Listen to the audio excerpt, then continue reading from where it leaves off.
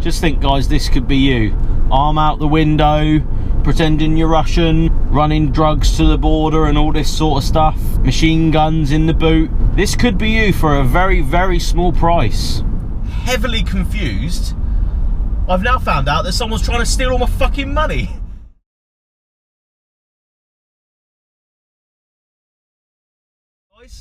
So yes, some of you were right. I was in an E-Class Mercedes. I think it's called the W210. I think that's the right one. I only know that because my S-Class was a W220 of the same era. So here we are, reviewing this little car that I've had for about a week now. I must admit, very, very impressed. I'm probably going to call this a luxury daily budget barge review. That's what I'm going to probably call it, because I think these make fantastic dailies while I do a U-turn, and they're a lot of value for money in my opinion. It's just so much car for next to no money. If you go onto eBay, you know, Gumtree, Auto Trader, wherever you want to go, you can pick one of these up for next to no money these days, around £1,000, and you can even buy a diesel one for that. This itself is the petrol 2.3 litre model, produces around 224 brake, I think they said on Wikipedia, but you know, would we ever go off that? And just over 300 foot-pound of torque. I must admit though, from driving my previous GS's, which are obviously 3 litre straight six, you know, same as the Supra engine, this is so much slower than that is. This just seems so slow, but it's like it doesn't want to change gear. You put your foot down and it will hold that gear, and like now, it just seems to hold the gear and want to change up rather than actually wanting to use its power or anything, which is fine. Overtaking is a little bit hit and miss on a motorway or a dual carriageway. It's a little bit hit and miss. I would want, you know, a bit of a sportier drop down and, you know, to actually be able to use the power in my opinion. But there is a sport mode in this, but it just doesn't seem to do anything in my opinion. You put it on and nothing changes at all. No throttle difference response, which I didn't expect anyway, but it just doesn't seem to do anything, and it doesn't hold the gears or anything, and it doesn't, I don't know, it's really weird. It just doesn't seem to want to do anything. Let's get some petrol while we're here, because it looks like we're going to run out. What side's the petrol flap on? Let's go to the end one, that usually works quite well. Oh fuck, here we go. The person that's obviously filled her car up is now messing with her child in the back of a Qashqai. Says a lot, because Qashqai is just a bad car. Not that I've anything against them or anything, it's just, you know, not exactly nice, is it? Let's be honest. You couldn't have just pulled to one side and done that, no? Review-wise, there won't be any, like, you know, hard accelerations, and there probably won't be any silly faces coming from me, which may disappoint some people, but I definitely think this is a cool car. Let's put some fucking petrol in this thing. Side's a petrol flap, actually. It is this side.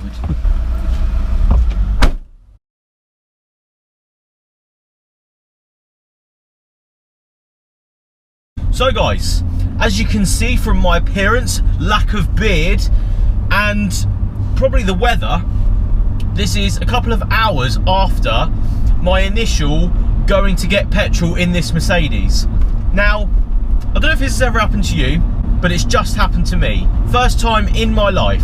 I've got to the petrol station. I usually carry cash and a card if I'm honest, just in case, but I thought this time I'll use my card.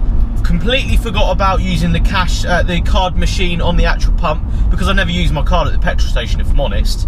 As I've, you know, gone to pay for my petrol, my card's declined, and I thought, what the fuck? Why is that declined? That's weird. All right, don't get me wrong, I don't really use my card enough, but that's a little bit of a strange thing to happen. I was a bit confused. I had to leave the petrol station without paying for my petrol and have to go back with cash about 10 minutes later, so that was fine. Still completely confused. I've had to go into my Lloyd's bank and ask what the fuck's going on and why can't I access my card, because it said declined, but on the receipt it says access denied or something like that. Heavily confused. I've now found out that someone's trying to steal all my fucking money. So someone in America out there has graciously bought themselves some items on my card from my money, and it sounds like they fucking got away with it, cheeky buggers. Yeah, that's never happened to me before. One, I've never had money stolen out of my account like that before. That's just I'm so confused, it's really weird. I've never had that experience before. 2, I've never ever gone into a petrol station without money. So this is the first time I've ever stepped foot in a petrol station without actual cash on me, relying solely on my card, and that happens. So that says a lot about what just happened there. So someone in America has very graciously given themselves some gifts at my expense, which is, it's just fantastic really, isn't it? Let's be honest. Now I can't use my bloody card anymore. I can't use a bloody cash point anymore. I would like to see what they've bought though, to see if they've bought anything really nice. So let's get back to the car. As we're here, you know, we've actually got petrol and we paid for the fucking petrol now, so that's the main thing. This car is really, really nice. It's proper silent to drive. It's got more than enough power, but it seems to want to change gear well before you're able to rev it out. So that's just one of them things, you know, I think that's just how it is. Let me know in the comments if that's ever happened to you. Credit card fraud, has it ever happened to you? I want to know. I want to know your stories or your friends' stories about what has happened in that sort of scenario, because I've never had it before and I don't understand. I really do not get what's just happened. They're trying to rob me. So guys, let's have a look around this Mercedes E-Class. Now, as you can see, I've parked it properly, a little bit on the road, a little bit off the road, but it's all right. No one ever really comes down this road, so it's fine. So starting from the front, I actually quite like the stance of this car. With the AMG wheels, it sort of works as standard. You wouldn't really have to do a lot to it. I may bring it down a little bit if it was mine, but it's a little bit, I don't know, it seems to work off the bat in my opinion. I like the private number plate because then you can't see exactly the age of this car. This is actually a 1996 car, so that covers that up quite well. Going around the front, I've always liked this sort of part, this bit where it dents in and goes like that. Flowing into the grille looks really smart. One thing I've always really liked is the grille on these. It just looks really prominent and I really like it. I'm a little bit hit and miss with the headlights, although I do like the shape. Obviously in newer shapes they would have had, you know, it all linked and stuff, but I still quite like it for the age of the car. But the grille looks better than the lights. Does that make sense? So if those lights were a little bit more curvy, a little bit more linked up, I don't know, it would have looked a bit better in my opinion, but I still do really, really like it. Also, I'm in love with the fact that there's actually a badge on it, rather than just being a flat Mercedes thing. It's actually a prominent badge for everyone to have a look at.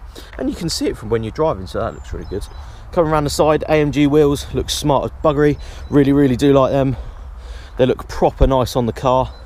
Also with these, I've noticed they've got like a little bit of a tint of blue to the windows. I'm assuming, don't quote me on this, that is because they're a little bit thicker than normal glass. I only thought this from the S-Class I had. You know, it had bluey sort of windows that were double glazed. These aren't double glazed, but they feel, I don't know, they feel thicker, so you can't really hear as much from the outside, which is good. Coming around the back, it's quite a plain back. The rear lights are, you know, quite subtle. Nothing too exciting, but it works with the car. This isn't supposed to be, you know, a stupidly exciting car, but still looks smart though. Yeah, coming around this side, looks really good. Looks very luxury based. In the back, you got the grey leather and stuff. Yeah, that's all good. Got your window switch up there. You got a little ashtray down there. Pocket. These back seats are so comfy as well. Really, really are. And I've also, if I pop these up, that one and that one, there is a button at the front that lowers them down, which I'll insert now. So this is the magic button. I had this in my S-Class. It's really, really cool. So you press that. Yeah, now you can see where you're going. Pretty cool. Armrest is nice. Cup holders, more than enough space for everyone in there. And I've got my seat back quite far, so there's still more than enough room to get your legs in there and stuff, which is good. In the front of the car, I'm not sure about this actually. As we're here, this is a little bit funny. I'm not quite sure what they were after. Is it carbon fibre? No, obviously not. But I'm not sure on this and the car and this pattern.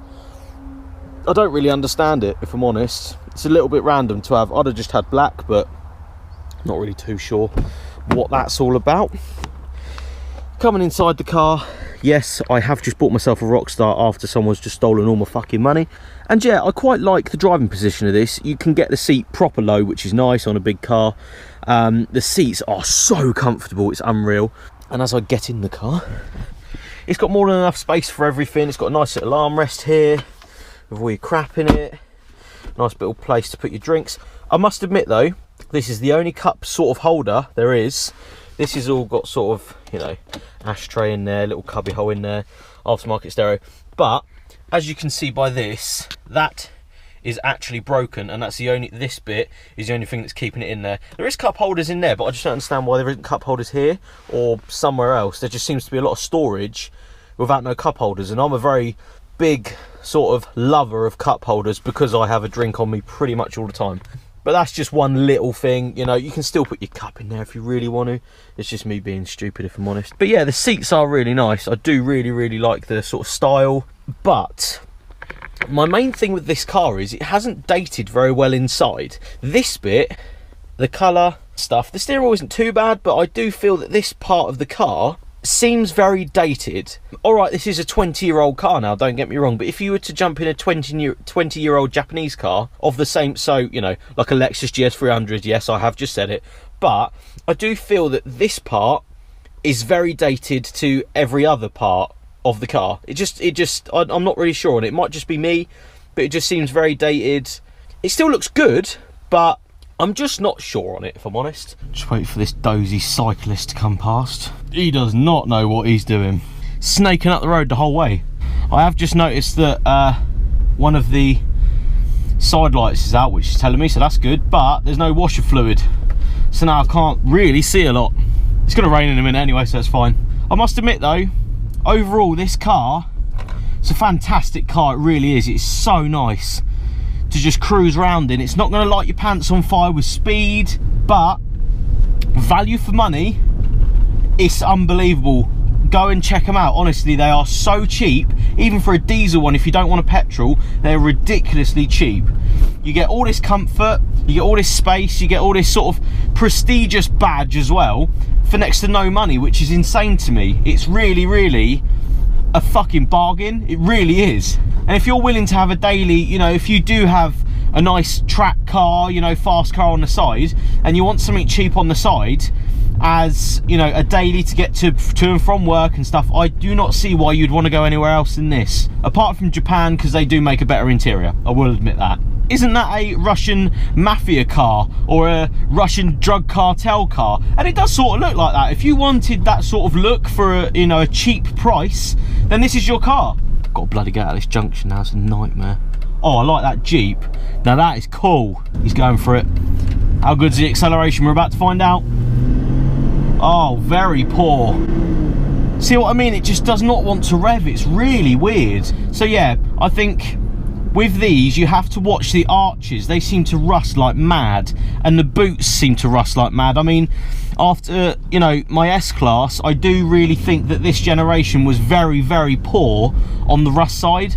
They just didn't seem to be very good at maintaining their bodywork, especially around the arches and around the boot. I've heard and seen very big horror stories. Thankfully this one isn't too bad.